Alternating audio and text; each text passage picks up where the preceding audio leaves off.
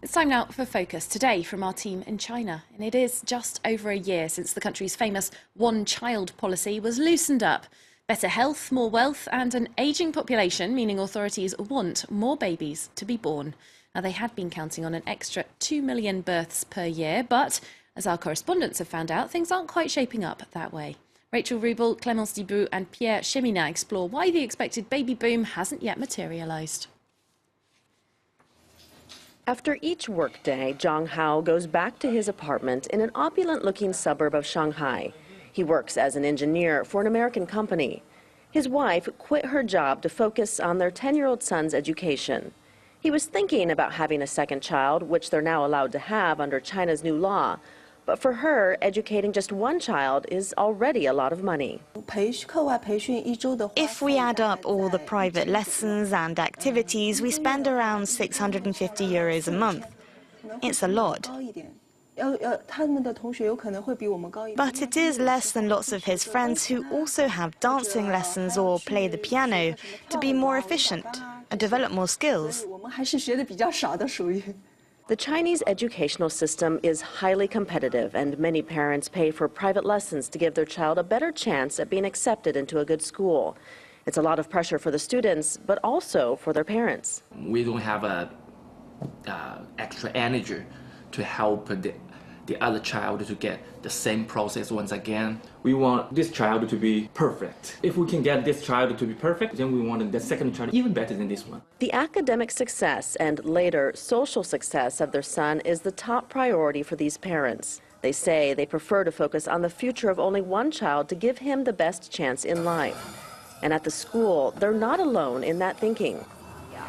One kid is a lot of pressure. I don't want to have a second baby and experience this pressure for a second time. Just one kid. It's enough for me.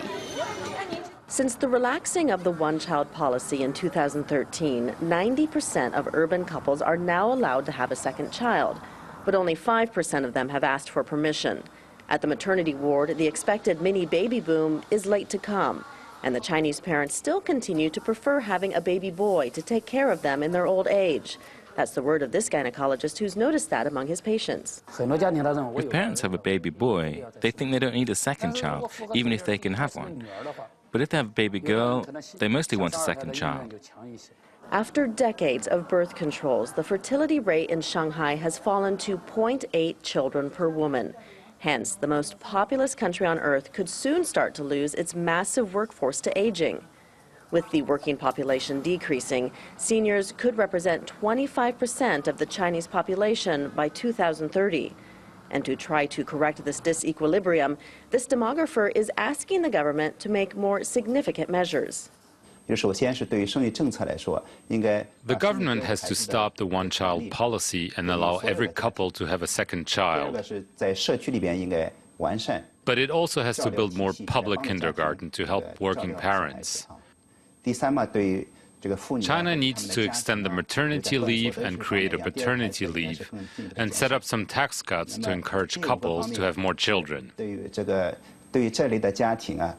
And to make matters worse, this year China celebrates the Year of the Sheep, an astrological sign with a bad reputation.